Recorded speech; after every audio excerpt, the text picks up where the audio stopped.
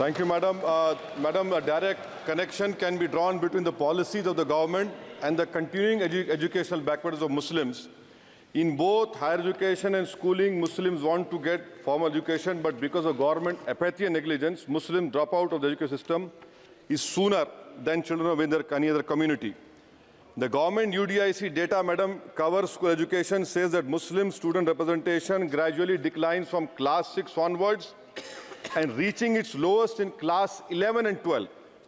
Enrollment percentage of Muslims dropped from 14.42% upper primary, class 6A, to 10.76% higher education, class 11 and 12. Only 76.37% of Muslim students continue after elementary education as compared to the national average of 81.26. Madam, 28 states have gross GER of 80% for primary education, but only 12 states achieve 80% secondary level. This shows a clear systemic bias against Muslims. Muslim children do not have means to cross beyond primary education, but the government has limited pre-matric and post-matric scholarship class and above. I want to know from the Modi government that does the Muslims of this country have a fundamental right to education under Article 21A or not? Or do you want to make the Muslims, 17 crore Muslim second-class citizens status permanent? Madam, there are 1.7 lakh fewer Muslims pursuing higher education. That was not the case till 2021. You unleashed your ideology on the biggest minority, and that you see that 1.7 lakh fewer Muslims are pursuing higher education today. And I want to give them some bad news and good news for the nation. Those who say that we Muslims don't teach our girls and oppress our women are wrong. I'm quoting data. I can challenge anyone. Muslim girls are enrolled at school level higher than boys. The gender parity index for the rest of the population is 0.93, but for Muslims it is 0.99. The sad fact is that these girls and boys are not prevented from educating themselves because of some evil Muslim men, in inverted commas, but because of crushing poverty and absence of government support. This government education policy talks about universal access to education, ensuring universal literacy in India of 2047. But how can you achieve, sir, if 14% of the population is dropping out of education at primary level? How can you achieve when about 25% of rural youths in the age group of 14 to 18 cannot read a class 2 level text fluently in regional language? And while more than half struggle with division 3-digit by 1-digit problems, a skill usually is expected to achieve in class 3 and 4. Madam, over the years, there has been a shift in momentum towards private schools. Government data indicates a decrease in the share of government schools in the elementary category of 87% in 2006 to 62% in 2022. Maybe the Mughals are responsible for this. This means that the government has decided to leave the poorest Indians to for-profit schools and abandon the responsibility on the RT. Madam, for Kendra Vidyalaya, the government has allocated 9,030 crores, Navodaya Vidyalaya 15,800 crores. How is it that you have vacancy of 6,653 in teaching and non-teaching staff? Would you blame Babar for this? I'm sure you'll do that. In Navodaya Vidyalaya, 15,800 crores have been allocated, 4,675 vacancies are there. Sanctioned strength is 34,354. In Navodaya Vidyalaya and Kendra Vidyalaya, it is 56,703. You have passed a law 5 months ago about cheating, malpractices, but you are so great in implementing. It took you 5 months. Maybe you are waiting for the NEET paper to leak. That is what I can say. And I'll show the classic example of favoritism, madam, over here. Jamia Millia Islamia is allocated 3 lakh per student, Aligarh 3.9 lakh per student, and BHU gets 6.15 lakh per student. Why this favoritism? And may I request the Honorable Minister through you, Madam, that PM USP 1558 crores have been allocated. Please have some liberal mindedness, so that more Muslim students can get this.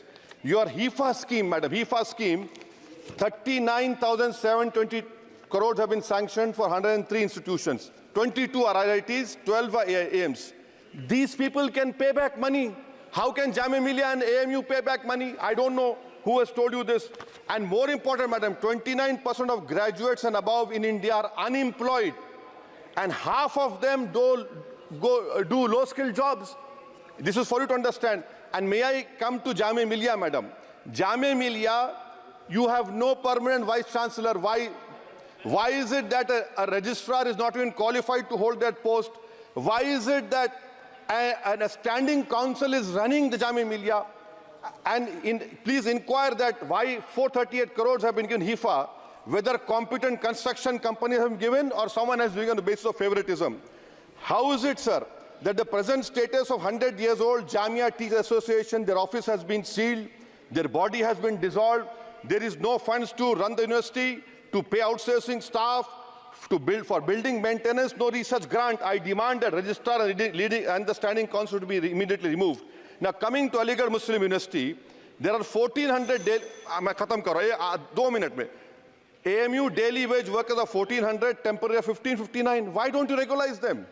And why are you not giving separate funds, Honorable Minister Garu, to the AMU branch at Murshidabad, in Mallapuram, and in Kishanganj? You want it to be closed?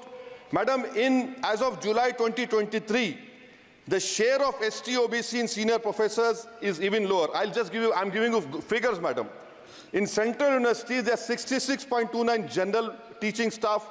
SC, ST-OBC only 30%. NIT 67%. 33% ST-OBC. In IIT, 84.5 general category. SC, ST-OBC 14%. IIM 86.83%. And in general 11%. Who's responsible, sir? You are running the government 10 years.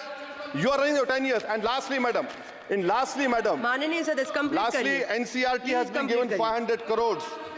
May I dare to say that this government has been distracted with fudging textbooks, teaching propaganda to children. You want me to sit down? You want to sit on record? आप बोलेंगे? जवाब नहीं दे पाओगे, बैठो खामोश तुम. NCRT has removed the reference to Babri Masjid 2002 rights. Why should people not learn from the mistakes of past? Should our children not learn of Gujarat program, massacre of minority Muslims? Those who ignore history mistakes are bound to repeat them. It has made up history and argued Indians don't have migrant DNA. Madam, 1 minute, khatam karo. The truth is DNA shows that there are 4 ways of migration in India. Africa, Iran, Southeast Asia, and Astral pasture of the Aryans. There is scientific consensus on this. May I request the Honourable Minister to you, why do you want to hide the killers of Mahatma Gandhi? Do you want to make Godse a freedom fighter? Let the children know who's a Deshbhakt and why are you trying to protect your organization, ideology organization? Madam, in end, I would appeal to the government to fix your priorities. You need to construct more government schools, improve quality of schooling. You need to make active efforts to reduce dropout rate of Muslims. You have a job cut out for you. Do not waste your time. Do not use school textbooks as battleground for petty ideological quarrels. The future of our children depends on quality of education. May I request the Honourable Minister, concentrate on 14% Muslims. You have the highest dropout rate. This nation, we want it to become Viksit Bharat. But if you keep on unleashing ideology of hatred, we cannot become Viksit Bharat. Thank you, madam.